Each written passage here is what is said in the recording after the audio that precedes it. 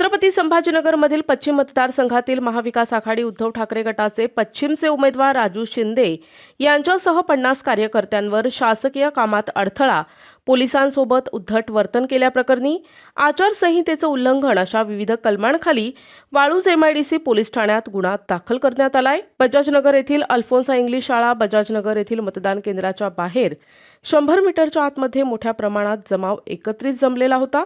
जमावाकडून मतदान प्रक्रियेस बाधा येऊ शकते आणि बूथमधील मतदानाच्या साहित्याचं नुकसान होऊ शकतं।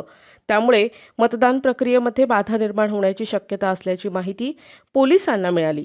पोलीस कर्मचारी, अधिकारी घटनास्थळी धाव घेतली, परंतु पोलिसांचा ताफा बघून नागरिकांमध्ये धावपळ झाली। काही जण जखमी झाले।